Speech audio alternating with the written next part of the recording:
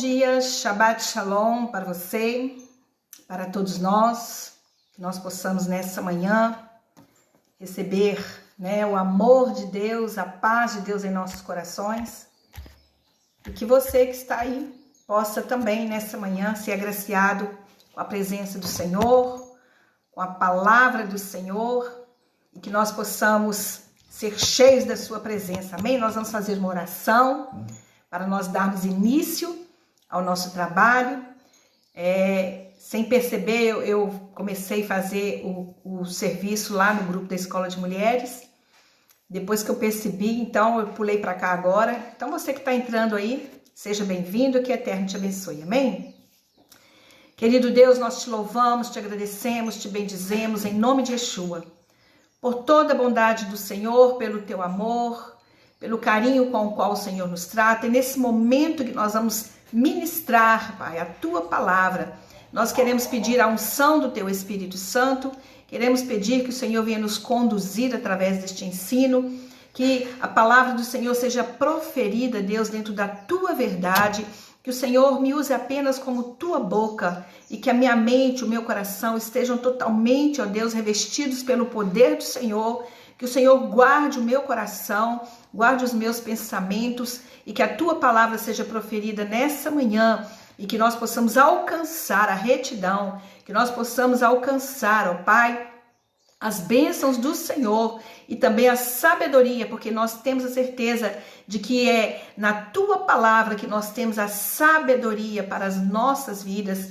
aonde nós encontramos no Senhor o refúgio, onde nós encontramos o poder, a graça, a manifestação do teu Espírito. Então recebe nossas vidas nessa manhã, recebe o nosso coração. Eu quero abençoar a vida de cada pessoa que está ouvindo essa mensagem, que o Senhor possa, Deus, conduzir essas vidas também na tua presença, e se há alguma necessidade que o Senhor venha suprir nessa manhã, eu peço a tua bênção, Pai, eu peço o favor do Senhor, que a tua misericórdia esteja sobre nós e que nós possamos louvar, bendizer, engrandecer teu nome por causa de tudo aquilo que o Senhor é, porque o Senhor é um Deus maravilhoso e nós te louvamos em nome de Yeshua HaMashiach. Amém. Barehu et Adonai Hamevorach, Baruch Adonai Hamevorach Leolam Vaed, Baruch Adonai Hamevorach Leolam Vaed, Baruch Atah Adonai Eloheinu Melech HaOlam, Asher bara banu mikol ha'amim, Venatan lanu et Torato, Baruch Atah Adonai Noten HaTorah Emen. Nós vamos ler o livro de Shemot, o livro de Êxodo, a Parashá de número 15, que se intitula com o nome hebraico Bo, que significa vá. E o texto está no capítulo 10, que diz assim: Adonai disse a Moshe: vá ao faraó, pois endureci o coração dele e o de seus servos, para eu mostrar esses meus sinais entre eles, e para que você conte a seu filho e neto a respeito das minhas ações no Egito e dos meus sinais realizados entre eles, e para todos saberem que eu sou Adonai. Baruch Hashem, Palavra maravilhosa. Vá, Bo. O Senhor nos chama a ir, Queridos, semana passada, a Parashá da semana passada, que se intitula com o nome Vaerá, ela relatou como o faraó ele se recusou ao ouvir os apelos de Moisés pela liberdade de Israel, apesar das 7 pragas que foram devastadoras, que atingiram o Egito em nome de Deus. Mesmo o Senhor enviando aquelas pragas, o coração obstinado de Faraó, ao invés de se quebrantar, ele ficou ainda muito mais endurecido, enfurecido com a ação de Deus. A princípio, ele aceitava, mas depois ele voltava atrás. Então, nós sabemos que o coração de Faraó já era um coração duro. E o Eterno, então, usa a dureza do coração de Faraó para que ele pudesse agora, como o texto diz aqui, mostrar os seus sinais e também para que toda a geração de Israel pudesse contar para os seus filhos, para os seus netos, toda a história. Assim como hoje nós temos a ciência dessa história que chegou até nós. Mas nessa porção Bo, a batalha entre Deus e Faraó, ela chega a uma conclusão dramática. Por quê? As 3 últimas das 10 pragas que foram lançadas sobre o Egito, nós vamos ver que foram um enxame de gafanhotos que devorou todas as colheitas e as hortaliças, uma escuridão por 3 dias e a morte dos primogênitos à meia-noite no 15º dia do mês de Nissan. Nesses 2 primeiros versículos que nós lemos, nós podemos ver que o propósito da ida de Moisés até o Faraó, ela tinha alguns princípios. E quais princípios são esses? O primeiro, nos ensinar que ninguém é dono da sua própria vida. O que nós podemos ver? Que nas primeiras 5 pragas, o Faraó, ele endurece o próprio coração. Só depois ele assume o controle quando começa a 6ª praga. Então, o que nós podemos aprender aqui? Que quanto mais o coração do homem endurece, menos liberdade ele tem para mudar, ou seja, quando o coração de uma pessoa é duro, quando ela não se quebranta, quando o coração do homem se torna totalmente endurecido, ele perde então a possibilidade de liberdade. Por quê? Porque a teimosia de Faraó foi a causa da morte dos primogênitos. O que nós podemos entender com isso? Que quando nós somos teimosos diante do Eterno, quando Deus está falando conosco, e nós teimamos em não mudar de atitude, de pensamentos, sabe? Quando nós teimamos, o Eterno, ele vai usar da nossa própria dureza para engrandecer o nome dele, para mostrar sinais, e foi isso que ele fez na vida de Faraó. Deus deu a ele 7 chances para que ele pudesse tomar uma atitude, rever a situação e entender, buscar entender o plano de Deus em relação ao povo de Israel. Qual que era o propósito de Faraó de prender o povo no Egito, o povo de Israel no Egito? Era de usar aquele povo. O propósito era de crescer, engrandecer às custas do povo do Egito, de Israel. Por quê? Porque os hebreus, eles eram um povo trabalhador. Eles eram um povo centrado em família, um povo que plantava, um povo que cuidava do gado. Então, eles enriqueceram o Egito. Assim como você, que é servo do Eterno, o mundo tem benefícios através da sua vida, do seu trabalho. Queridas, com certeza, o mundo, ele ainda tem uma influência boa de prosperidade, um agir de Deus, porque os filhos de Deus estão ainda habitando nesse mundo.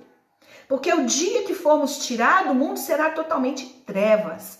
Então, o povo de Israel, por mais que o Faraó não aceitasse talvez a religião deles, o Deus que eles serviam, mas Faraó, ele tirava proveito daquele povo, porque através do trabalho daquele povo, o Egito crescia, o nome de Faraó era engrandecido, mas o endurecimento que houve de Deus também na vida de Faraó, porque quando o Eterno percebeu que Faraó tinha um coração duro, o Senhor endureceu mais ainda, assim como ele faz com a nossa vida. Quando nós somos duros, o Senhor endurece mais ainda. Mas aqui nós podemos ver que o endurecimento no coração de Faraó também serviu como propósito para Adonai mostrar os seus sinais. É isso que está escrito na palavra.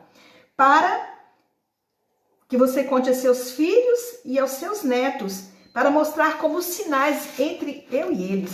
Então, o que nós podemos ver? Que tudo que Deus permitiu que acontecesse era para que o nome dele fosse glorificado.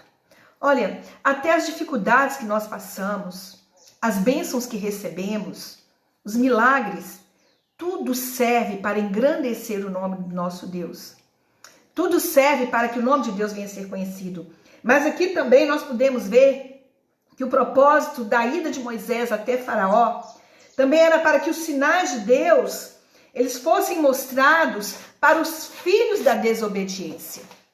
Nós sabemos que muitos são desobedientes à palavra de Deus. E eu acredito que isso é até algo profético. Por quê?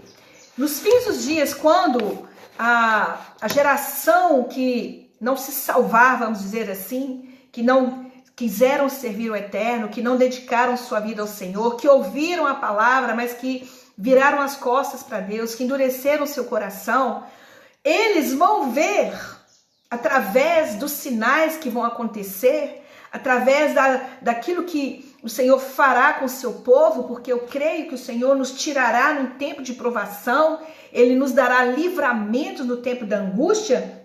Eu acredito que os filhos da desobediência, eles vão ver as bênçãos para os filhos que obedeceram. Eles vão olhar e vão ficar assustados, falar, era verdade, nós não quisemos aceitar, fomos obstinados, fomos perdidos, nós não quisemos crer na promessa.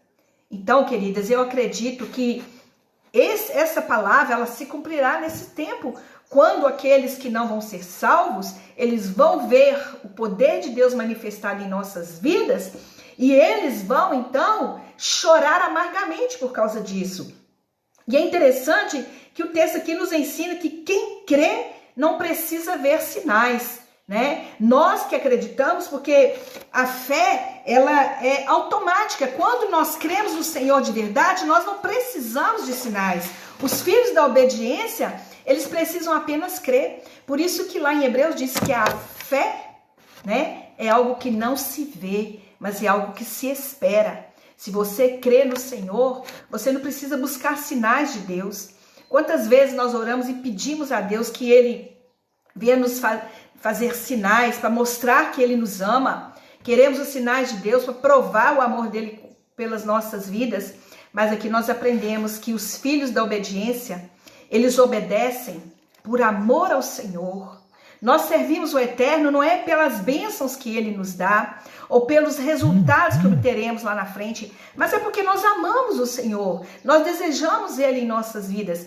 E com isso, com certeza, o Senhor, Ele tem o prazer de nos abençoar. Mas Moisés foi também até a Faraó, para que esse ato que aconteceu no passado, como hoje nós estamos relatando, para servir como um memorial para todas as gerações dos hebreus. Por quê? Porque tudo que aconteceu ali foi registrado. E a palavra nos instrui que o Eterno disse para Moisés, olha, você vai contar isso para os seus filhos, para os filhos dos seus filhos e para toda a geração que vier. A palavra contar aqui no hebraico é a palavra safar, que significa registrar. Então Moisés, tudo que ele estava vivenciando, aquilo ali estava sendo anotado. Por isso que quando nós sentamos na mesa do Pêssar, nós contamos a história para os nossos filhos. Quando a gente celebra a Páscoa, nós colocamos ali os elementos que o Eterno pediu que colocasse, as ervas amargas, né? Colocamos ali tudo aquilo que representa a saída do povo do Egito. E ali o pai vai narrando para os filhos, ali pequenininho ainda, vai narrando para eles todos esses acontecimentos. Para quê? Para que essa história não venha morrer na memória, mas para que essa história seja viva. E eu acredito que o Senhor nos pede para contar essa história, porque essa história, ela será realizada. O que aconteceu no passado é a sombra do que há de vir. Porque nós sabemos que haverá uma libertação para nós desse Egito que é o mundo. Nós sabemos que Yeshua, ele é o nosso libertador. E ele voltará agora para reinar no meio do seu povo. Há uma promessa para nós. E nós sabemos que nesses tempos que estamos vivendo, o Hassatã, que já é mau, ele será muito mais endurecido ainda. Ele vai trazer muito mais opressão contra o povo de Deus. Mas o Eterno está permitindo isso para que ele possa realizar os sinais dele em nossas vidas. Para que aqueles que acreditaram nas promessas vejam seus sinais, os últimos sinais e nós vamos vivenciar isso em breve, eu creio, porque o Senhor já tem preparado todo o cenário e nós estamos aí como participantes dessa história e vamos ver o final feliz. Mas o Senhor também, através da ida de Moisés até Faraó, ele quis mostrar que com a adversidade vem a força, ou seja, a resistência de Faraó foi a condição necessária para que os hebreus saíssem de seus estreitos. Vocês sabiam que a palavra Egito no hebraico é a palavra Mitzrayim? Mitzrayim significa estreito. O Egito é um caminho estreito. Por isso que Yeshua, quando ele fala sobre a porta larga e a porta estreita, ele está falando que essa porta larga, apesar de na nossa mente ser larga, mas ela é um caminho estreito. Por quê? Porque é o caminho da perdição. É um caminho que tudo é muito fácil, mas no final é como um funil, sabe? Tem a boca larga e a boca fina. E ali naquela parte estreita, queridos, são poucos que vão passar. Então nós acreditamos que o Egito, o mundo, é esse lugar estreito. Porque nós podemos ver aqui que a dureza do nosso coração, muitas vezes também, ela pode ser o motivo e a força da libertação de outras pessoas. O Eterno, ele aproveitou da dureza do coração de Faraó para que outros pudessem ser libertos.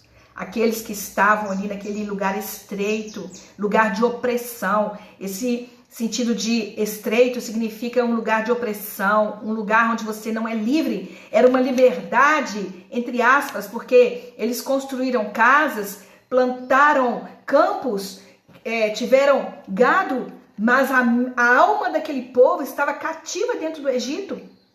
Assim como nós. Você pode ter todo o dinheiro, você pode ter todos os bens dessa terra, mas se a sua alma estiver presa, é como se você estivesse nesse Egito, nesse Mitzrayim, ou seja, num estreito. E nós precisamos ser libertos, não é do lugar físico, nós precisamos ser libertos de nós mesmos, precisamos ser libertos do nosso interior, do vazio da nossa alma. E aqui nós podemos ver que através da dureza do coração de Faraó, o Senhor aproveitou para mostrar os sinais e para provar o poder dele no meio do Egito para libertar os hebreus, assim como nós estamos vendo nos dias de hoje.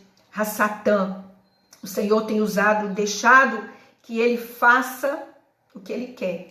Mas no final nós vamos ver que ele vai usar disso para nos libertar e ver a força do povo de Deus. Sabe por quê, irmãos?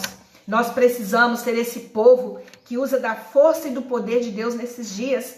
E como nós vamos obter isso? Confiando nas promessas, confiando que o Senhor vai voltar. Sabe, pouco se fala sobre a vinda de Yeshua.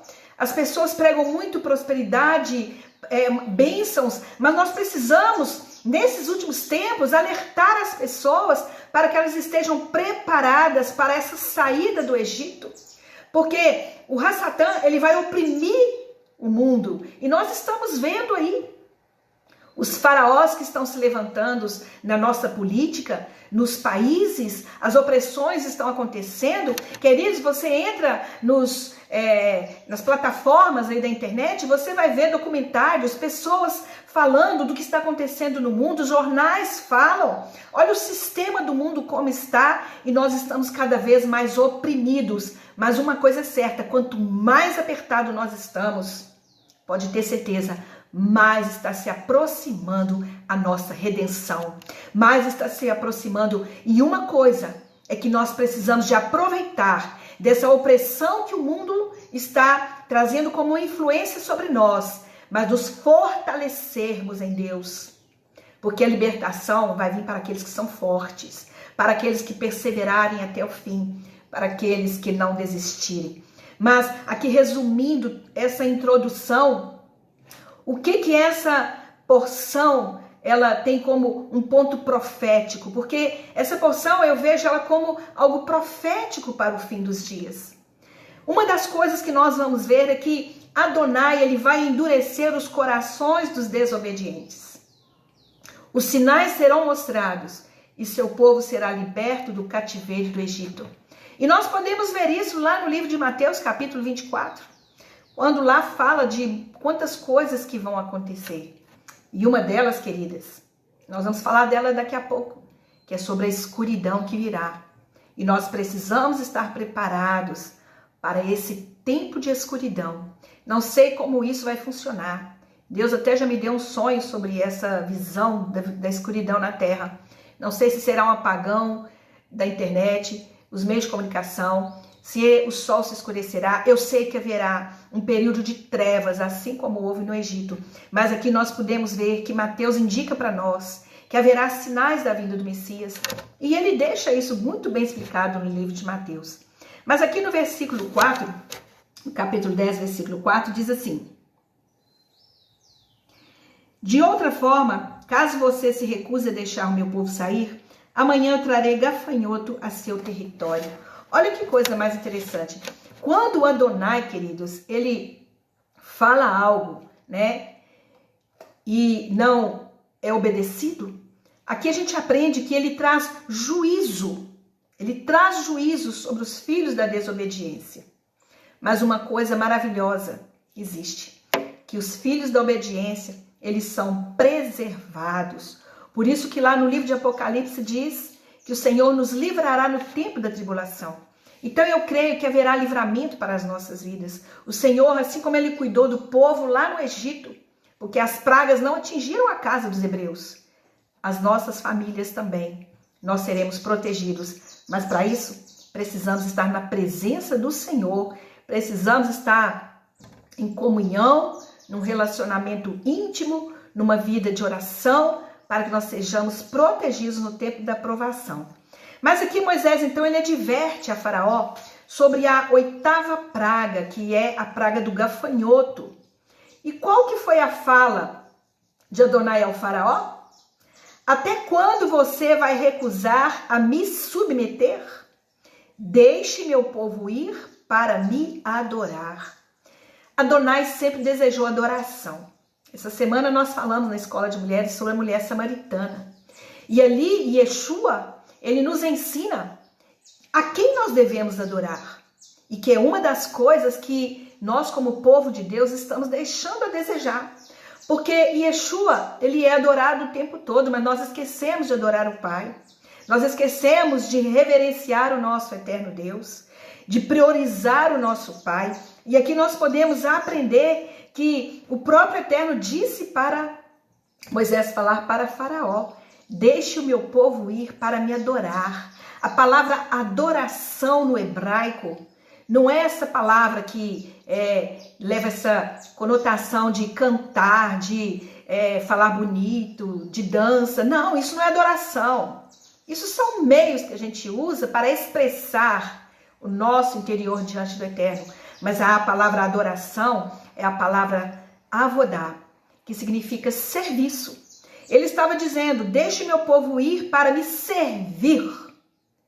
E como eu e você temos servido ao Senhor nesse deserto da nossa vida?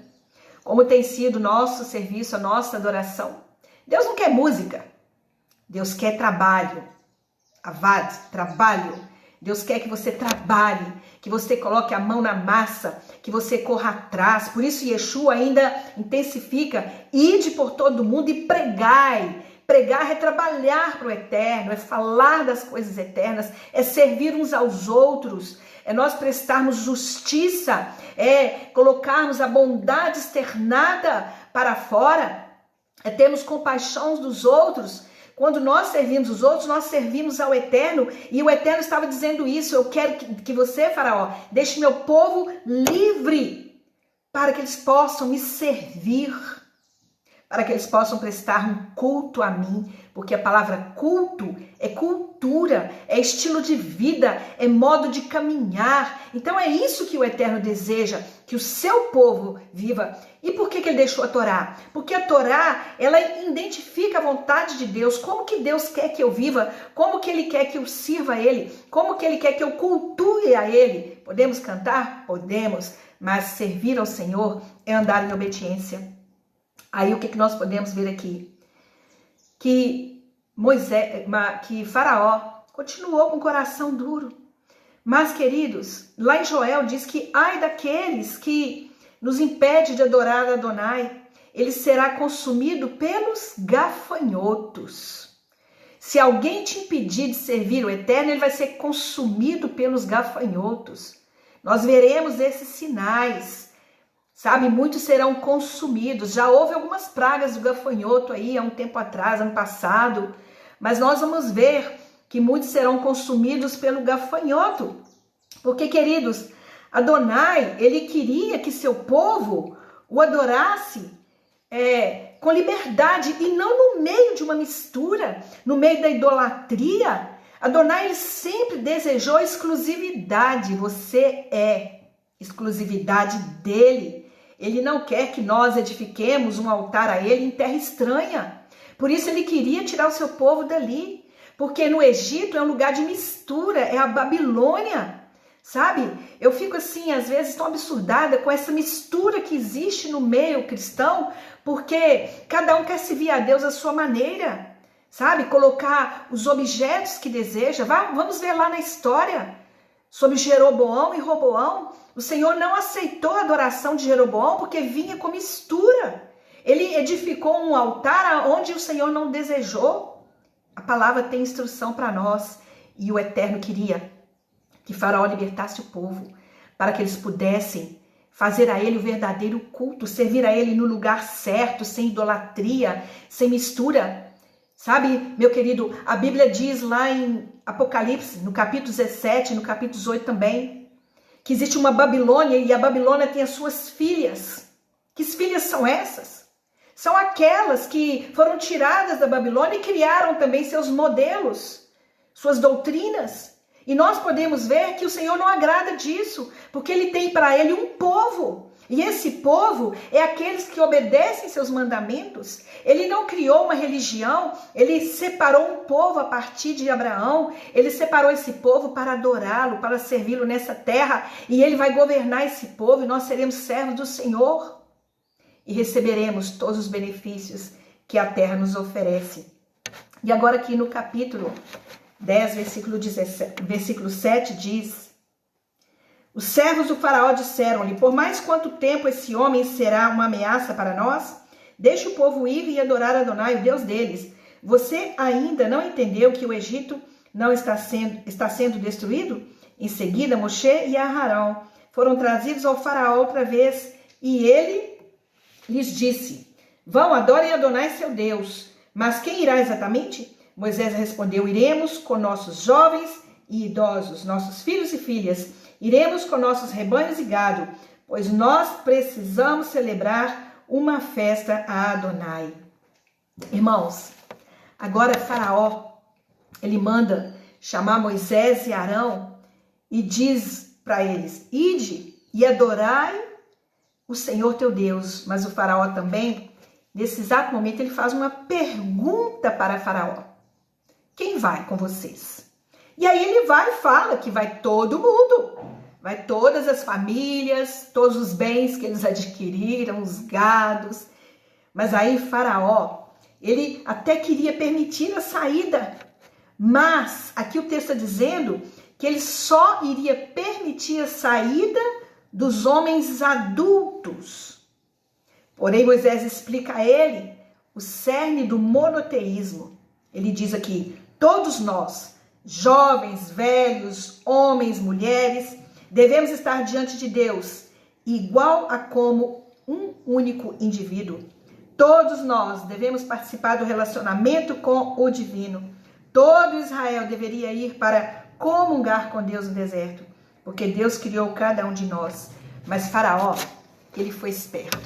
E por que ele não queria que as crianças e as mulheres fossem? Porque ele sabia que se enviasse, só os homens, ficariam as mulheres, E as mulheres poderiam procriar, elas produziriam mais filhos para poder trabalhar ali, E outra coisa, se essas mulheres ficassem sem seus maridos, ele iria acabar com uma geração do povo judeu, e assim ele aumentaria o trabalho deles, daqueles que ficaram, os jovens, seria um trabalho forçado, e o povo de Israel então sofreria dano. É tão interessante, amados, que esses versos aqui, eu até fiz uma anotação, que ele nos ensina 3 coisas fundamentais para que se possa libertar. Ou seja, liberdade, não tem como adorar no Egito. Deus queria que o povo fosse liberto, porque não teria como eles adorar no Egito. A segunda coisa, que é a família, que fala da unidade, porque a família, ela se reúne nas festas, Deus queria que o povo celebrasse a ele. E o sacrifício, porque o povo de Israel, eles pagariam um preço para que as bênçãos de Deus acontecessem, os milagres viessem. O que Faraó queria? Ele queria dividir a família. Ele queria retirar as crianças, né? Para que elas deixassem de ser testemunha. O que Deus tinha falado com Moisés? Toda a sua geração, Moisés, será testemunha disso que está acontecendo. Mas se só os homens saíssem do Egito, as mulheres e as crianças ficassem, ia acabar com o povo hebreu, ia acabar com a família, ia acabar com aquela geração. Irmãos, deixa eu te dizer uma coisa, é isso que Faraó tem feito nesses dias. Ele tem tentado destruir o povo de Deus, destruído as famílias, e o sistema que está aí, colocando suas novas leis, suas regras, essas misturas que nós sabemos, né, que não pode nem se falar, mas você está entendendo o que eu estou dizendo, né, sobre essas posturas sexuais, essa postura da criação, essa mistura, quando as crianças hoje não têm mais direção do que elas são. Queridos, esse é o mesmo agir do Faraó. O Faraó, ele está tentando acabar com a família. Ele está tentando denegrir a imagem de Deus, porque quando Deus criou Adão e Eva, Deus estava pensando em família. Ele estava pensando nos nossos filhos, numa geração santa, numa geração poderosa, que o nome dele seria honrado e glorificado no meio desse povo. Então nós entendemos que Faraó, ele quer destruir a família. Por isso ele queria que só os homens fossem, e as mulheres e as crianças ficassem. Mas no versículo 16 diz assim: o Faraó apressou-se a convocar Moisés e Arão e disse: pequei contra Adonai seu Deus e contra vocês. Agora, por favor, perdoe meu pecado, só mas desta vez interceda Adonai seu Deus para que ele retire para longe de mim esta praga mortal. Eles saíram da presença do Faraó e intercederam junto a Adonai. Adonai reverteu o vento e fez soprar com força do ocidente. Ele levou os gafanhotos e os levou para o mar de Suf. Nenhum gafanhoto permaneceu sobre o solo egípcio. Adonai, no entanto, endureceu o coração de Faraó e ele não deixou o povo sair. Mas agora o que nós podemos ver aqui? Que a praga dos gafanhotos, ela acontece e Faraó entra em desespero, né? E ele acaba então convocando Moisés e Arão para que dessem a ele uma nova oportunidade. Você conhece alguém assim? Que às vezes fica com o coração endurecido, aí vem uns problemas maiores e a pessoa intercede, pede por misericórdia, me ajude, ore por mim, mas está lá fazendo tudo errado, né? Essa pessoa está sempre pedindo oportunidade, mas ela não muda. Era isso que acontecia com o Faraó. Ele não mudava, ele não saía do mesmo lugar, ele parecia querer mudar, mas de repente ele voltava de novo ao mesmo local. Assim existem muitas pessoas no nosso meio. A vida delas não muda espiritualmente. Elas não crescem espiritualmente. Por quê? Porque elas perdem as oportunidades que Deus dá para elas. A primeira provação que vem, já estão desesperadas, já estão murmurando, já estão queixando. Elas não se posicionam diante do Eterno com uma fé forte, de confiança. Nós temos que ter emuná e bitarrom, ou seja, fé e confiança. Fé e confiança são duas coisas diferentes. Eu posso ter fé, mas não confiar. Então, eu preciso de ter um coração mais quebrantado. E nós vemos também pessoas assim como Faraó, que na mesma hora que parece que mudou de vida, que aceitou o Senhor, daí a pouco volta tudo de novo, como a palavra diz, o cão voltou ao seu próprio vômito. Esses, queridos, a Bíblia diz que terão seus corações endurecidos. Se não mudarem de posição, eles vão continuar cada vez mais duros. Mas no versículo 21 agora começa a falar sobre a questão da escuridão na terra, né? E diz assim: Adonai disse a Moisés, estenda a mão na direção do céu e haverá trevas sobre a terra do Egito, trevas tão espessas que podem ser tocadas. Olha que coisa mais interessante. As trevas seriam tocadas, imagina você tocar na escuridão. Queridos, o que nós podemos entender aqui? A escuridão, ela nos perturba, não é verdade? Mas por quê? Porque nós tememos o que nós não podemos ver. Imagina aquela escuridão no Egito, e era uma escuridão que, como o texto diz, que poderia ser até tocada, porque era algo que você não conseguia ver. Eu imagino que as trevas, aqueles que serão lançados no lago de fogo e enxofre, será assim, uma escuridão que não se pode ver. E sabe o que é mais pior para aqueles que serão lançados neste lugar? É que eles vão ouvir gemidos. Eles vão ouvir ranger de dentes e gemidos de desespero dentro de um lugar aonde eles não conseguem sair. Queridos, isso está prometido para os filhos da desobediência, para os filhos de Faraó, para aqueles que estão servindo Faraó, porque tem muita gente que trabalha para Faraó, vive uma vida escrava, uma vida de opressão, é trabalho, não tira um tempo para o Senhor, não dedica um momento de oração, não tem um tempo para estudar a palavra. Nós não podemos ficar servindo Faraó, não. E há muitas pessoas aí que estão dentro da igreja, mas servindo Faraó, porque elas nunca têm tempo para servir o Eterno. E essas pessoas, seus corações serão endurecidos, e elas vão ver as trevas que vão chegar, porque isso aqui vai acontecer, está escrito no livro de Mateus 24, que haverá trevas em toda a terra.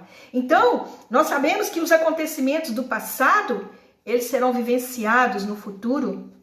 Nós entendemos que essa escuridão é algo que nós tememos.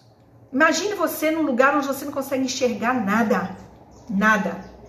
Então você não pode nem sair do lugar, né? Como você vai comer, como que você vai tomar banho, como que você vai se relacionar com as pessoas. É uma situação muito difícil. Mas é interessante que os antigos egípcios, eles chamavam a ausência experiencial, né, de Deus como escuridão de dia. E eles adoravam a quem? O Deus Sol, né? Não apenas como uma fonte de seu bem-estar, mas como um regenerador da criação em uma base diária.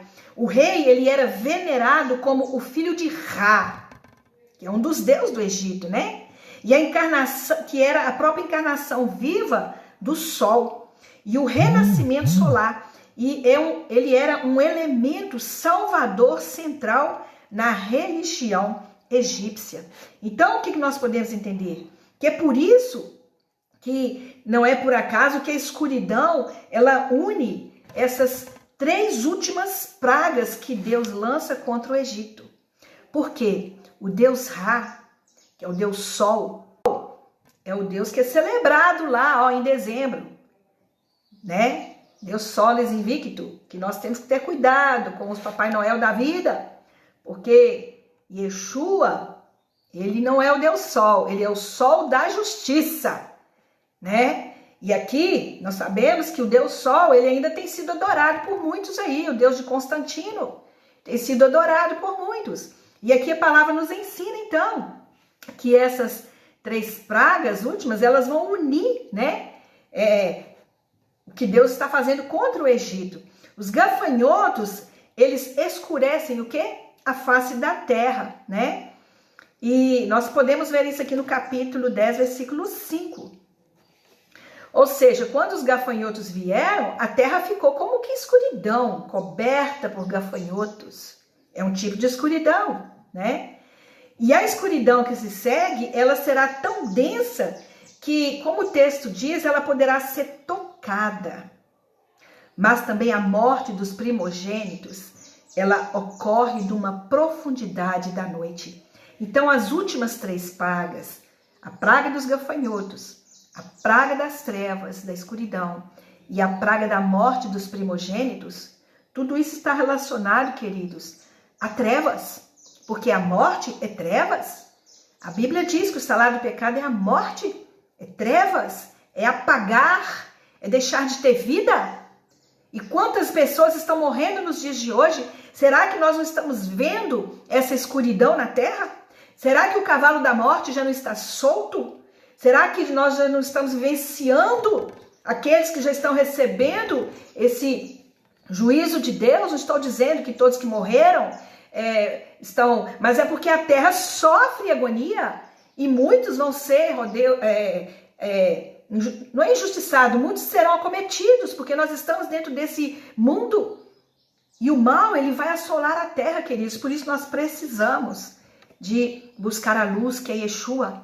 Ele é a claridade para a nossa alma. Mas dizem os rabinos também que nesses 3 dias de trevas, Adonai ele trouxe um juízo sobre os israelitas que não estavam de acordo com Moisés, ou seja, que não queriam deixar o Egito.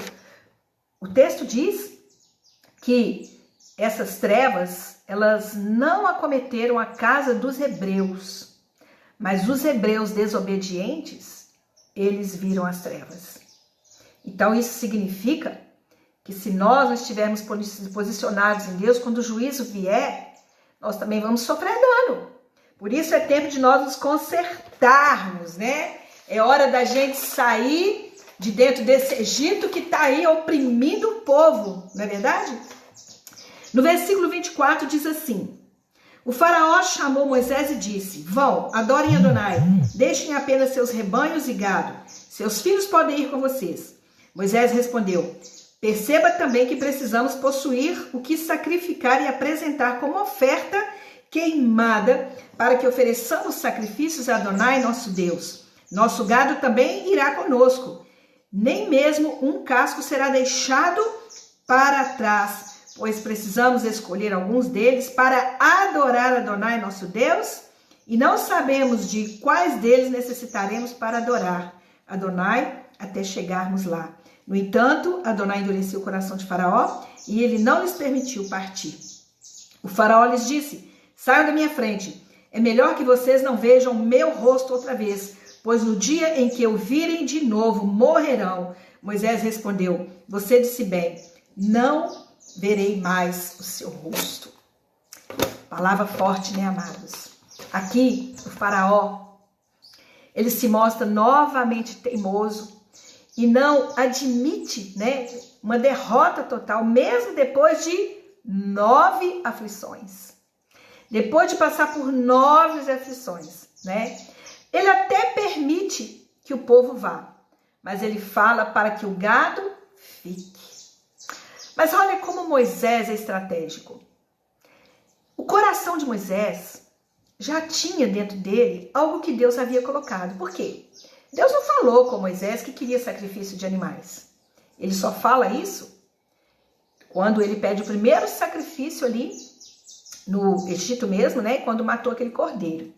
Mas aqui nós encontramos Faraó desafiando Moisés sobre a sua compreensão da espiritualidade do culto. Olha que coisa mais tremenda, um homem quando ele é de Deus, ele já tem a percepção espiritual do que Deus deseja. E ele falou: você está querendo ficar com os animais? Esses animais eu preciso deles. Para quê? Ele não pensou nos animais para comer, mas ele pensou nos sacrifícios que seriam feitos no meio do deserto. Ele queria oferecer sacrifícios ao Eterno. Ele estava querendo dizer que eles precisariam desses animais para adorar Adonai, né? Porque no próprio pensamento dele, ele sabia: eu vou precisar desses animais. Mas o faraó está dizendo: para que esses rebanhos? Vocês não vão precisar desses rebanhos. Mas qual que foi a resposta de Moisés? Intenções sozinhas, sem qualquer ações ligadas a elas, não são importantes. Não são nada. O principal é a ação real, e assim as intenções dependem de ações. e são aprofundadas através delas. Portanto, nosso gado irá conosco, porque nós tiraremos dele para adorar Adonai, o nosso Deus. O nosso gado irá conosco. Ele estava dizendo, esse gado é nosso, não é seu. Por que ele disse isso? Porque eles conquistaram aqueles bens no Egito. Deus não aceita uma adoração que venha das mãos do inimigo, amados. Moisés estava dizendo, esses gados são nossos. Eu estou levando o que é meu, o que o Eterno me deu aqui no meio do Egito.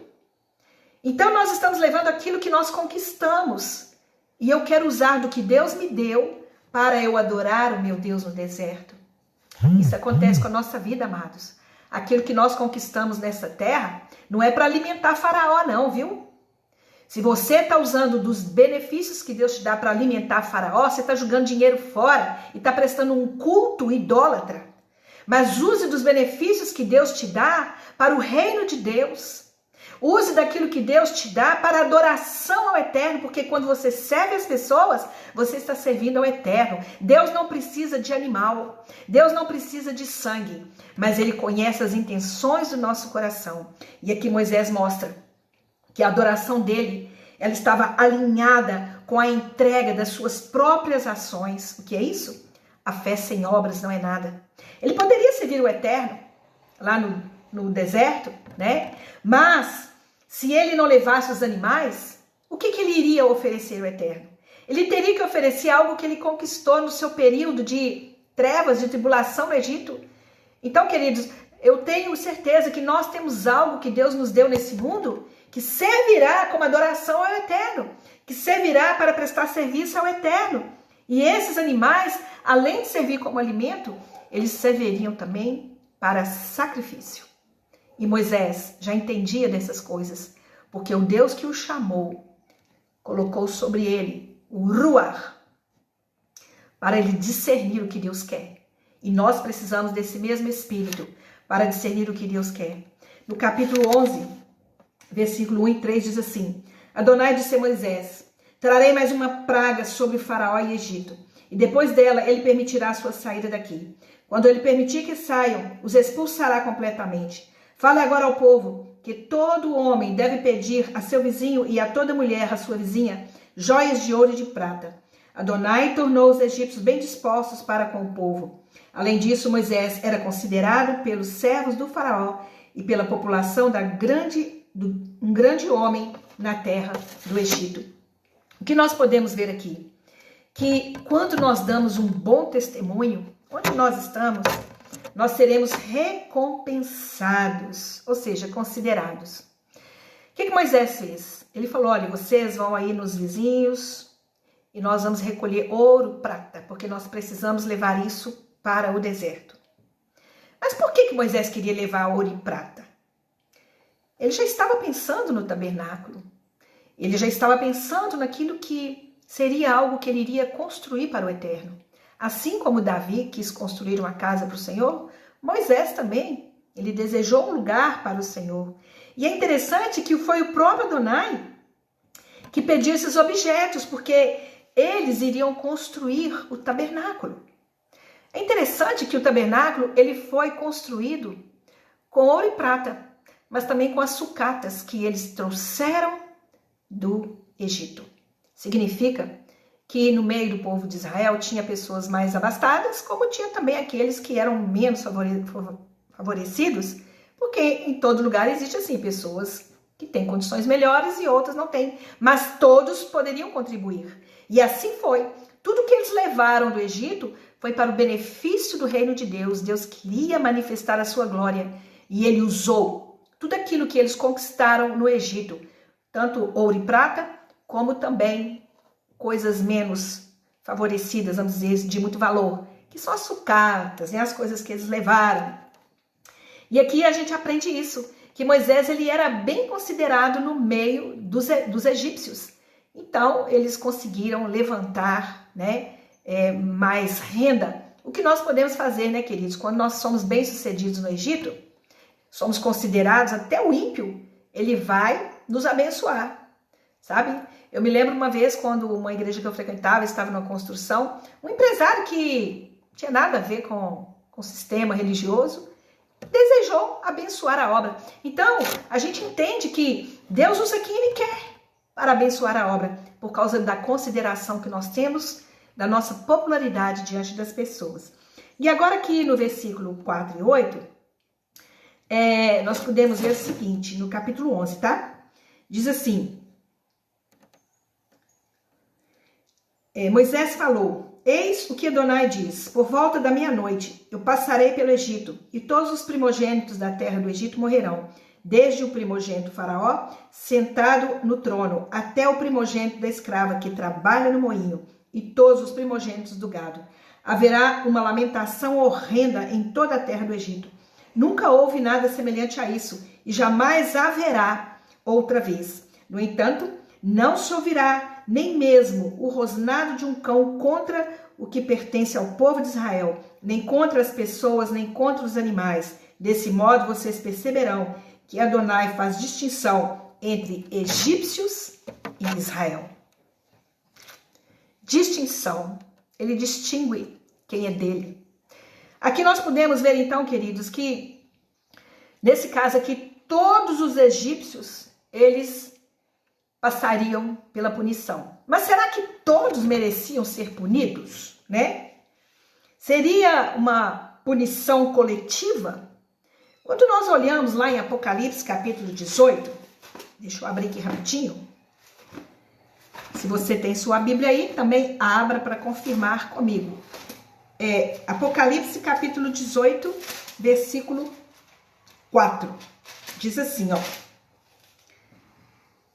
Então ouvi a voz, outra voz do céu que dizer, meu povo, saia dela, para que vocês não participem dos pecados dela, para que não sejam infectados por suas pragas, porque seus pecados formam uma massa pegajosa que alcança o céu, e Deus se lembrou dos seus crimes. Olha que coisa mais tremenda, né? O que nós podemos entender aqui? Que nem todos os egípcios, eles mereceram punição. Porque o testemunho de Moisés e do povo hebreu no Egito conseguiu alcançar alguns egípcios para que eles pudessem também acreditar no Deus de Abraão, no Deus de Isaac e no Deus de Jacó. Tanto é que quando Adonai ele vai dar a lei lá no Monte Sinai, ele fala, essa lei, Moisés, é para você e para o estrangeiro que está no meio de vocês. Então significa que alguns egípcios também foram salvos. O que nós podemos entender que, apesar do Senhor fazer distinção entre egípcios e israelitas, existem muitos egípcios, ou seja, isso representa as nações gentias que também serão salvas, que também aprenderam com o povo de Israel. Porque, queridos, nós precisamos entender uma coisa. A Torá foi dada para Israel. Foi de lá que veio o Messias. É de lá que vem toda a revelação. É de lá que vem toda a lei, todo o ensinamento. Então nós temos que ser enxertados nessa oliveira. Porque eles têm a base. Eles são os que receberam a revelação de Deus. Aí você diz, mas eles negaram Yeshua, mataram Jesus, Yeshua? Não, querido, estava no plano do eterno. Nem todo israelita é tão perfeito, né? Como também nem todo egípcio. Porém, nós entendemos que o Senhor disse para Abraão que ele viria para salvar também as nações. Por isso Yeshua veio, para salvar as nações, para buscar a casa perdida de Israel. E nós sabemos que aquelas pessoas das nações que conhecem a palavra, que estão vivendo a palavra, que estão se convertendo, eles também virão junto com o povo de Israel. Eles também estarão junto com a nação de Israel. Então nós podemos entender isso. Amém? Que nem todos os do Egito foram punidos. Houve pessoas ali também que experimentaram do milagre, porque eles creram na pregação de Moisés. No capítulo 12, versículo 1 diz, Adonai falou a Moisés e Arão na terra do Egito. Ele disse, é interessante que quando o Senhor falou com Arão aqui, Moisés, era no mês de Nissan. Vocês devem iniciar seu calendário por este mês de Nissan. Ele será o primeiro mês do ano para vocês. Falem a toda a Assembleia de Israel e digam, no 10º dia deste mês, Cada homem deve pegar um carneiro ou um cordeiro para a sua família, um por cada casa, exceto se a casa for muito pequena, para um carneiro inteiro ou um cordeiro neste caso. Ele, seu vizinho mais próximo, deve compartilhá-lo, dividindo-o de acordo com o número de pessoas que o comerão. O animal deve ser sem defeito, um macho de 1 ano, e pode-se escolher um carneiro ou um cordeiro. Vocês devem guardá-lo até o 14º dia do mês, e então toda a Assembleia da Comunidade de Israel o matará ao escurecer. Vocês devem pegar parte do sangue e espalhá-lo nos 2 umbrais da porta e na viga superior à entrada da casa, em que o comerem. Nessa noite, eles devem comer a carne assada no fogo, deverão comê-la com matzá e maror, ou seja, que é o pão asmo e as ervas. Não a comam crua ou cozida, mas assada no fogo, com a cabeça, as partes inferiores das pernas e os órgãos internos. Que não sobre nada até amanhã. Se sobrar algum pedaço, queime-no por completo. E aí agora ele vai dando a instrução como que eles deveriam alimentar, como que eles deveriam comer, né, aquele animal. Olha que coisa interessante. O mês que os israelitas deixaram, né, o Egito, seria, no caso aqui, na primavera, que seria o primeiro mês do calendário hebraico. Foi a partir dessa data que formou-se, então, o calendário hebraico. E nós sabemos que eles seguem a lua e não o sol. Nós temos 2 calendários. Espiritualmente, eu sigo o calendário hebraico, judaico, que vem com as festas bíblicas, as datas certas das festas, porque essas festas, elas são como um relógio da nossa vida espiritual. Cada festa aponta para uma parte da nossa vida. E hoje, nesse exato momento, eles estavam chegando no mês de Nissan, Mas, Adonai, queridas, ele usa esse termo aqui, vocês, no caso vocês, né, no plural, porque foi nesse mês que os hebreus se tornaram homens e mulheres livres, né? E deve ser, então, contado a partir dessa data como o primeiro mês. O que a gente pode entender? Que esse calendário, ele é para nos lembrar, né, que a nossa vida com Adonai, ela se inicia quando nós deixamos o ventre do Egito e nos tornamos um povo para Deus. Isso fala de nascer de novo. Qual é o seu mês de missão? Quando é que você estabeleceu uma aliança, né? Uma nova aliança com o Eterno? Quando é que você começou? Quando foi que o Cordeiro foi morto na sua vida? Pela primeira vez você entendeu esse propósito. Espiritualmente podemos entender assim. Mas biblicamente também existe esse calendário que foi estabelecido pelo Eterno. Não foi um calendário criado por São Gregório, né? Porque o calendário secular que nós temos, ele foi criado pela Igreja Católica, pelo São Gregório, por isso que é gregoriano, né? E ali estabelece outras datas, outros deuses. Por exemplo, janeiro, ali fala do deus Jânio, né? E assim vai, cada um dos meses ali são consagrados a um deus. Mas nós usamos o calendário gregoriano apenas para vivenciar no nosso dia a dia. Mas não estabelecemos isso como algo para a nossa vida espiritual. Por isso que nós não seguimos os feriados que estão ali do calendário gregoriano, no sentido espiritual, dias de santos, essas coisas. Nós seguimos o calendário judaico, porque esse foi estabelecido por o Eterno. E a data do primeiro mês começa a partir da Páscoa, né? Que a gente vê aqui que o Senhor fala para eles celebrarem a Páscoa, o mês de Nissan. E quando nós celebramos a nossa morte, né, e a nossa ressurreição com Yeshua também. Então aqui a gente vê que Adonai, ele nos dá esse calendário para que nós possamos andar de acordo com a agenda dele. Ou seja, isso faz uma grande diferença, né, nas nossas vidas. Por quê? Porque Deus tem uma agenda. E é por isso que ele deixou os testamentos, para que nós pudéssemos acompanhar a sua agenda. Os livros da Bíblia são uma agenda para nós. Os tempos indicados, que são as festas que nós chamamos de Moedim, tempos indicados foi criado lá na criação do mundo, quando Deus criou o sol e a lua para tempos indicados, né? As estações, tudo isso faz parte da agenda de Deus. Por isso que os judeus, eu também gosto de celebrar a festa de lua nova, porque ela anuncia, né? Ela pré-anuncia a chegada de uma nova temporada, das festas que vão vir. Então, Deus deixou uma agenda. E é uma agenda de Deus para se cumprir.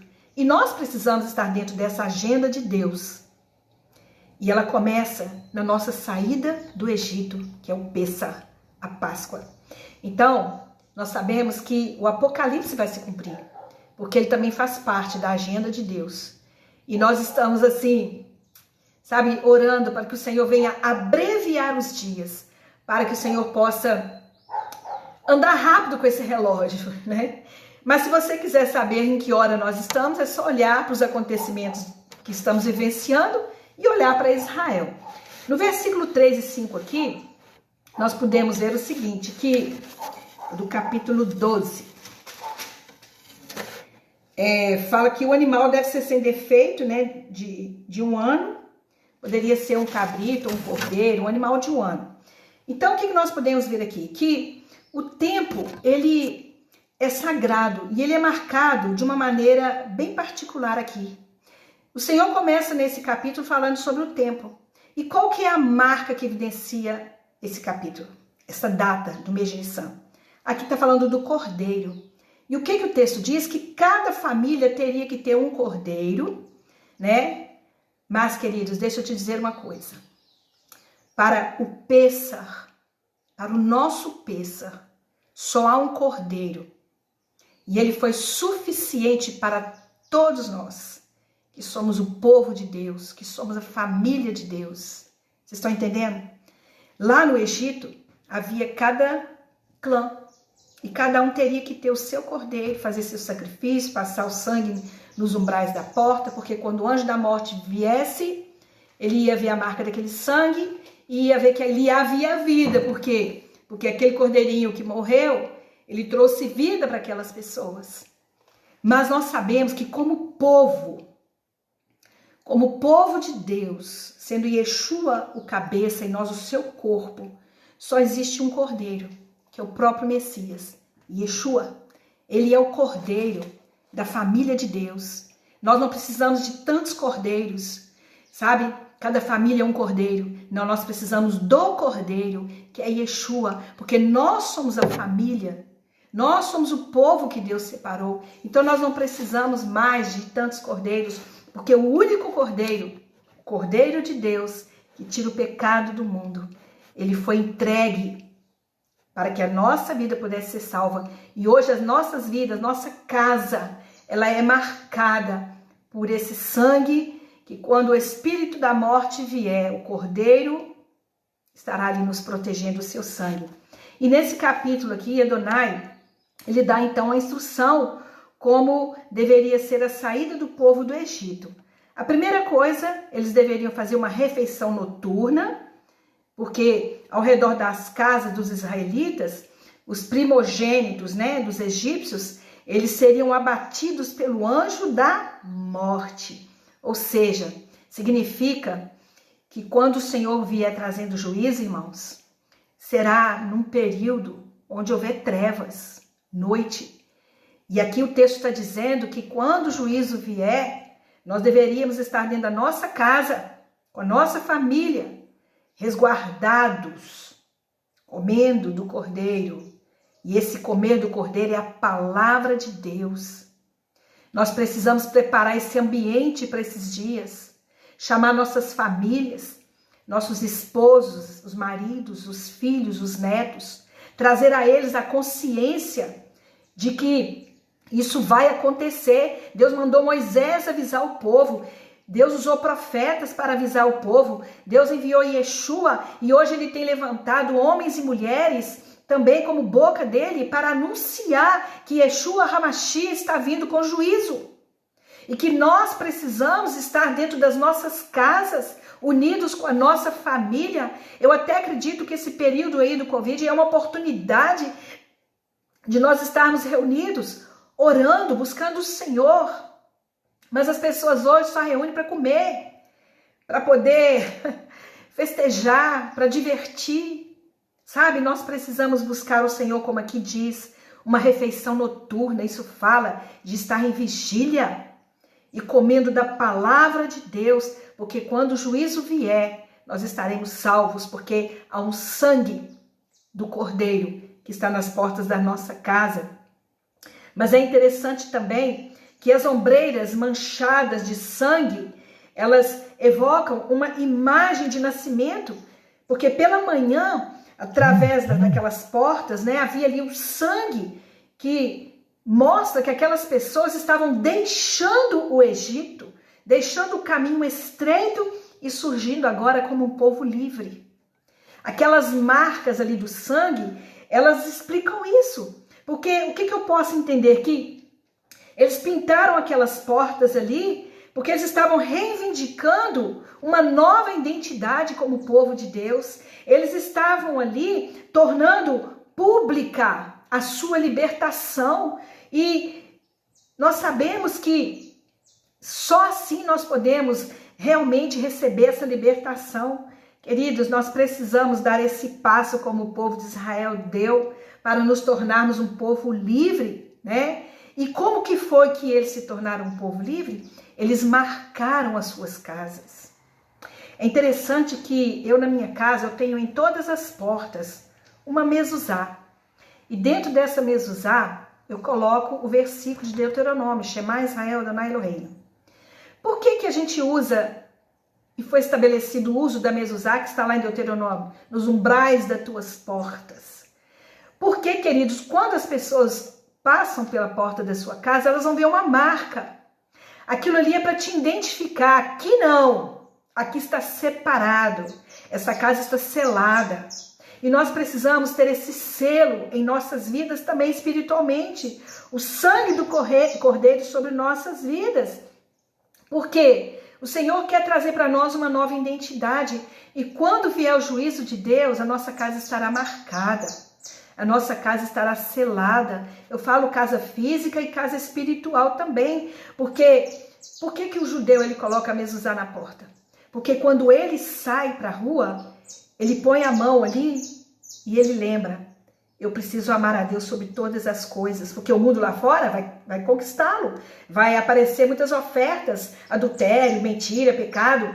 E quando ele volta, ele coloca a mão novamente e diz: eu preciso amar a Deus sobre todas as coisas. Então, queridos, é para demonstrar de uma maneira física o nosso relacionamento e o nosso comprometimento com o eterno. E aqui no versículo 12 e 13, a gente vê que... Deixa eu ler para ficar mais fácil. No 12 e no 13. Pois nesta noite eu passarei pela terra do Egito e matarei todos os primogênitos dos homens da terra e também de todos os animais do Egito. Executarei juízo contra todos os deuses do Egito. Eu sou Adonai. O sangue servirá de sinal para marcar as casas em que vocês se encontram.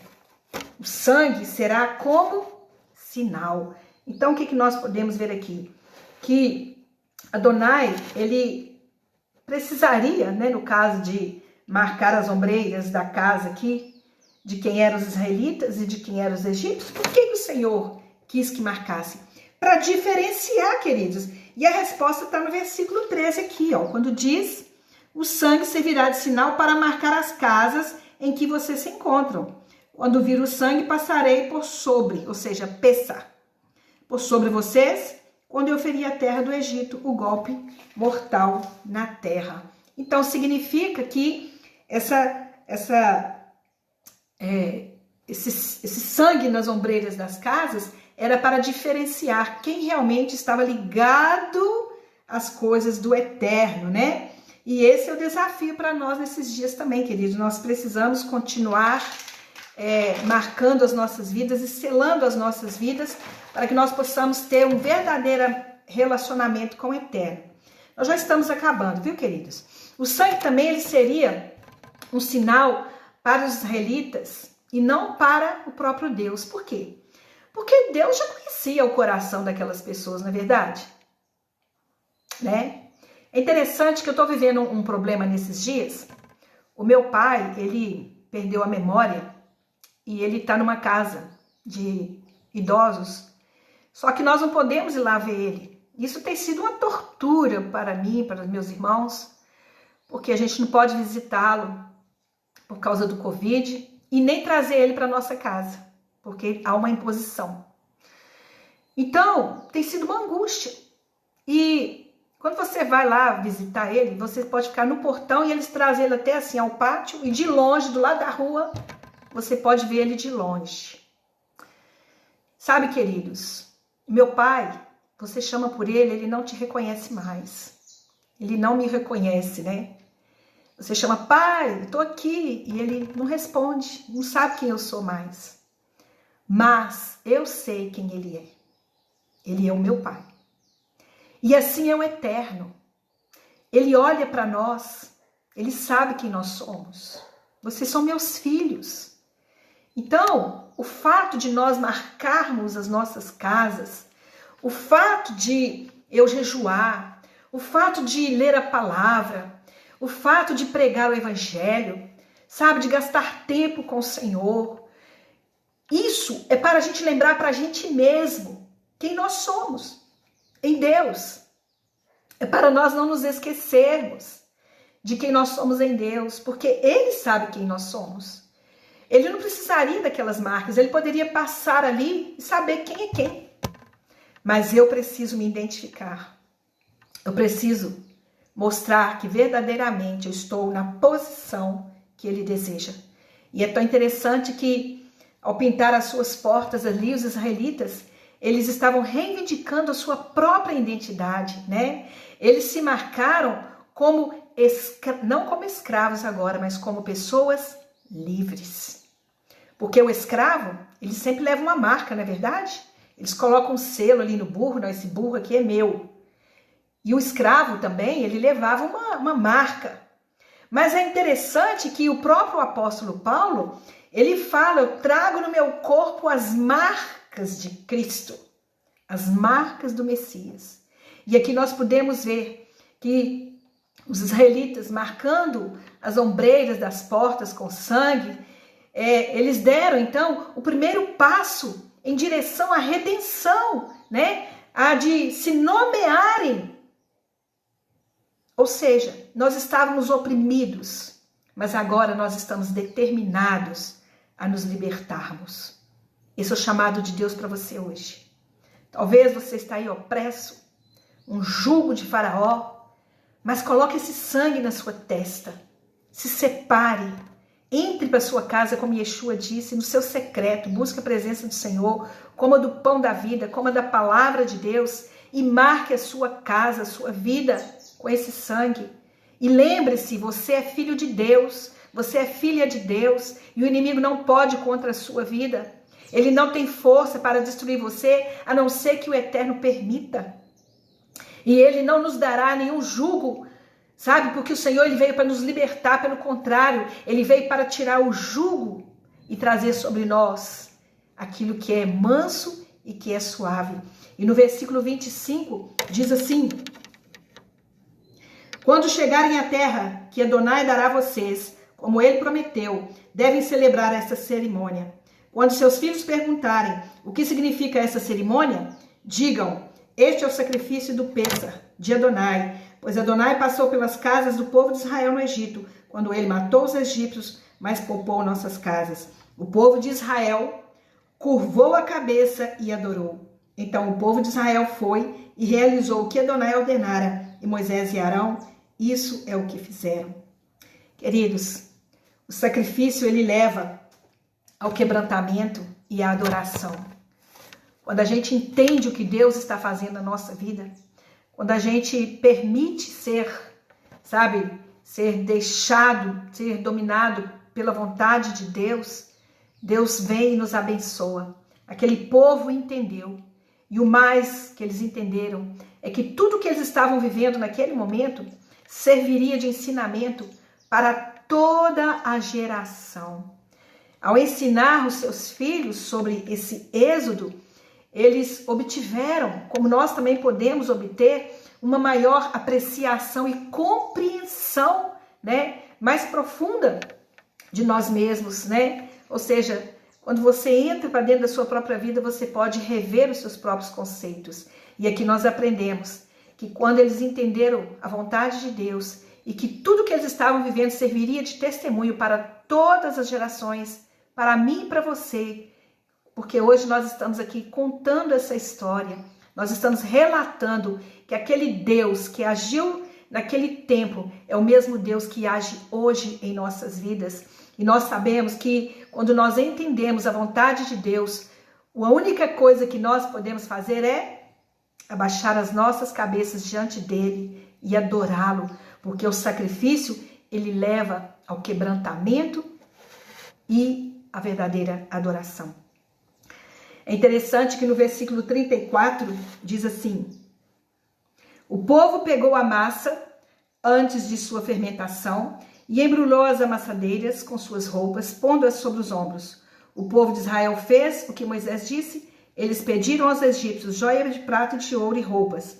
E Adonai fez os egípcios tão bem dispostos para com o povo que eles lhes deram tudo o que pediam. Desse modo, eles despojaram os egípcios. É interessante que eles celebraram aqui o Pêssar, mas no meio do Pêssar, o Senhor pediu que eles também fizessem os pães asmos, né? Que aqui está falando dos pães asmos. Então, o que a gente pode ver aqui? Que esse pão, ele tipifica a pessoa de Yeshua, né? E nós sabemos que Yeshua, ele é o pão que alimentaria o povo no deserto. E por que o Senhor pediu que eles levassem pão sem fermento? Porque Yeshua, ele é o pão sem fermento. Ele é o pão sem pecado. Ele se tornou pecador por nossa causa, na sua carne. Mas ele não era pecador. Ele assumiu a nossa culpa, mas ele não era pecador. Ele era sem fermento, ele era puro. E Yeshua, ele é esse pão do deserto e nós o envolvemos dentro de nós. Isso é que é mais maravilhoso. Porque eu não sei se todos já participaram de uma mesa. Esse ano nós teremos essa oportunidade. Quem sabe você vai fazer a festa da Páscoa na sua casa. Queridos, essa festa foi o Senhor que pediu. Ele não pediu outras festas que a gente celebra por aí, mas a Páscoa é um mandamento de Deus para todos nós.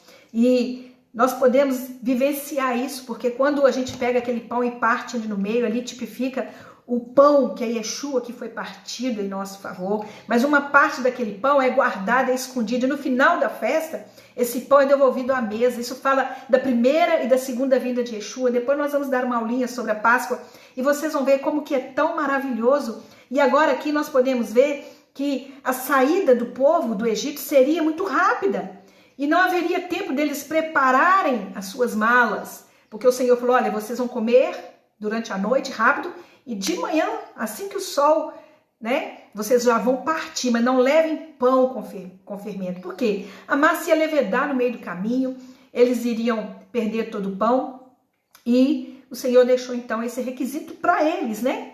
E esse é um requisito para a nossa vida também, porque Yeshua é o cordeiro, mas ele é o pão sem fermento que nós comemos, e é o pão que nos alimenta no deserto, porque apontava para o maná que seria derramado ali também no deserto.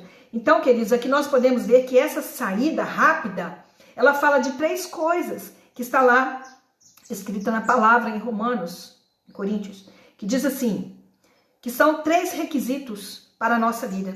Primeiro, a conversão, que é a techuvá, a imersão e a nossa santificação.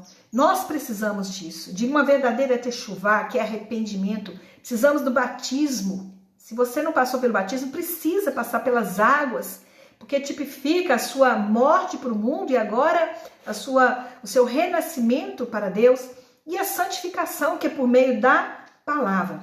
Já no capítulo 13, irmãos, aqui fala assim: Adonai disse a Moisés: separe para mim todos os primogênitos, tudo que sai em primeiro lugar do ventre dentre o povo de Israel e dentre os animais pertence a mim. Olha, tudo aquilo que era primogênito, ou seja, o primeiro gado, a primeira ave, o primeiro filho, eles seriam consagrados ao Eterno. E aqui já está falando de uma um tipo de consagração que o próprio judeu faz, que é o Pidyon Rabem, que é a bênção do primogênito. Eu não sei se você que está aí é o primogênito, é o primeiro filho. O primeiro primogênito é aquele que sai primeiro do ventre da mãe, né? Então ele deveria ser separado, deveria ser consagrado ao Eterno. E aqui o Senhor já estava falando com Moisés, você vai separar tudo o que é primeiro, tanto, né, do gado quanto dos animais.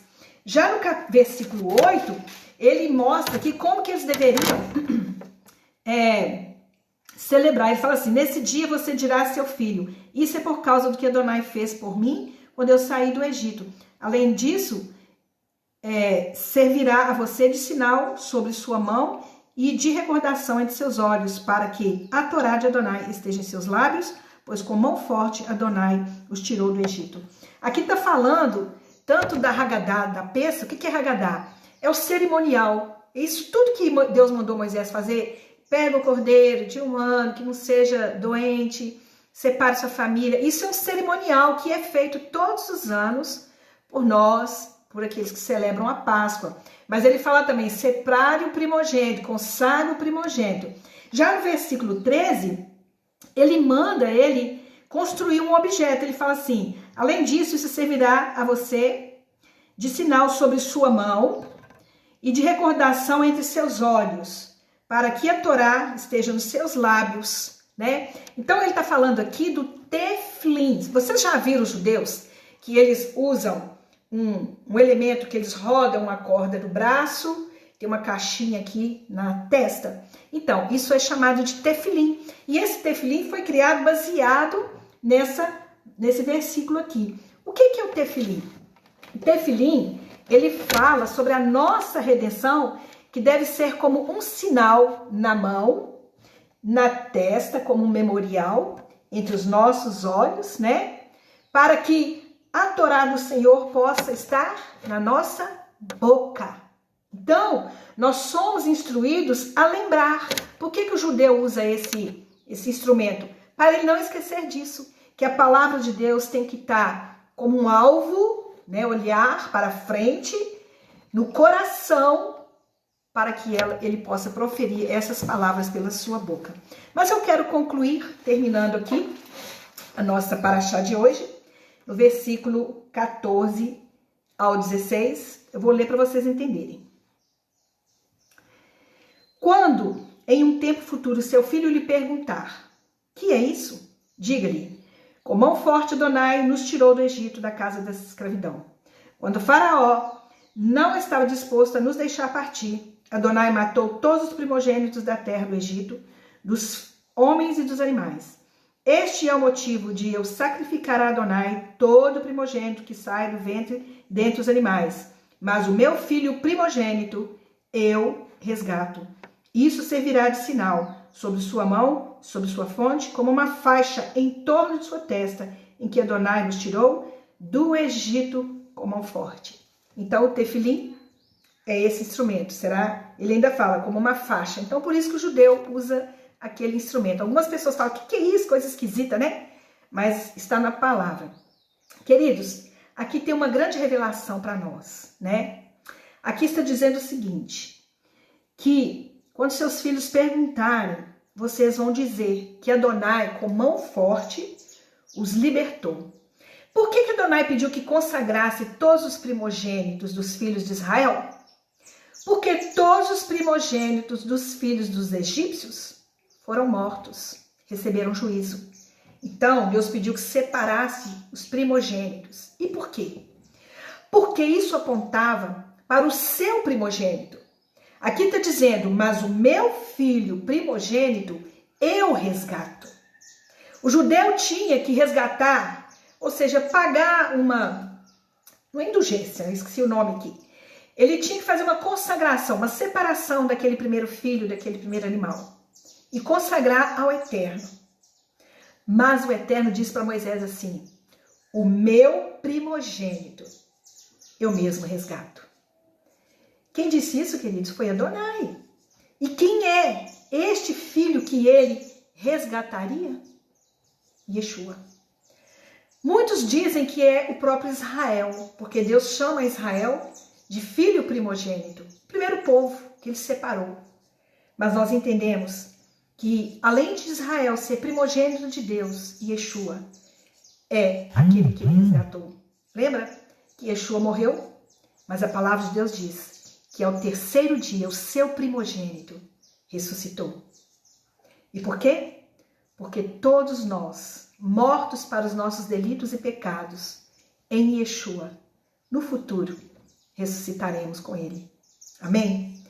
E aqui a Parashá termina, né, repetindo sobre a questão do tefilim. E por quê? Por que que o Eterno quer intensificar tanto sobre a questão do tefilim, que é esse objeto que nós usamos, né, que fala sobre a direção da mente, do coração e da nossa boca. A palavra na mente, a palavra no coração e a palavra na boca.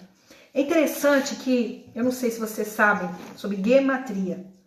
A gematria é quando você pega uma letra hebraica e cada letra hebraica ela é um número. Vamos dizer, a letra Aleph é o número 1, o Beit é o número 2, o Gimel é o número 3. Então, quando nós pegamos a palavra tefilim, nós vamos entender que a palavra tefilim, as letras hebraicas do tefilim, as letras hebraicas, nós encontramos o número 400, o número 80, o número 10, o número 40. Então, quando nós pegamos as letras da palavra tefilim em hebraico, nós vamos encontrar os números 400, 800, 10, 40, 10 novamente e 50. Quando nós somamos as letras da palavra tefilim, nós vamos encontrar o número 590. Mas se você desmembrar o número 590, você vai somar o número 590, você vai encontrar 9 mais 5 é o número 14, não é verdade? Se você desmembrar o número 14 e fazer a soma, 1 mais 4, nós vamos encontrar o número 5. E o que significa o número 5 no hebraico? Porque além das letras serem números, elas também representam uma palavra. E a palavra para o número 5, que é a letra Re, ela significa cordeiro. E é interessante que a letra Re, ela tem o tempo dela, que é o mês de Nissan. Mas ela também tem um sentido, que é o sentido da fala. Mas ela também tem o seu arquétipo, que é da tribo de Yehudá. E ela também tem o seu canal. Qual é o canal? Sabedoria. O que nós podemos encontrar na palavra tefilim? Que Yeshua é o nosso cordeiro, que em Nissan, a sua boca, a sua palavra, a sua Torá foi proclamada. Ele que veio da tribo de Judá, trouxe sabedoria para nós. Então, queridos, a tefilim, ele é a capacidade da autoexpressão através do pensamento, das palavras e das nossas ações. E isso nós podemos conseguir com quem? Com Yeshua, que nos dá a instrução certa por meio da sua palavra, por meio do seu sacrifício, por meio da sua própria vida. Baruch Hashem, que o Eterno te abençoe, meu amado, minha amada irmã. Obrigada por você permanecer aí com a gente nessa manhã. Que o Senhor continue te abençoando e que você receba essa palavra com alegria. Mas faça o que o texto nos ensina hoje. Entre para o secreto da sua casa, chame toda a sua família e ore e busque a presença do Senhor. Vamos tirar as coisas da carne, as coisas da alma e vamos buscar as coisas espirituais, aquilo que nos santifica. Porque esse cordeiro que foi morto, ele ressuscitou e em breve ele voltará, agora como um rei sobre nossas vidas. Amém? Yivarever Adonai veshmereha, Yae Adonai panavelecha veruneka, Issa Adonai panaveleha, ve'assemleha, shalom. Que o Senhor te abençoe e te guarde, que o Senhor faça o seu rosto resplandecer sobre ti e tenha misericórdia de ti, que o Senhor sobre ti levante o seu rosto e te dê a paz. Shabbat Shalom, um beijo no coração de vocês. E para vocês que são da Escola de Mulheres, terça-feira nós estaremos lá. E se Deus permitir, no próximo sábado, às 10 horas, aqui novamente, nós estaremos estudando mais uma porção. Shalom, shalom. Um bom dia para vocês.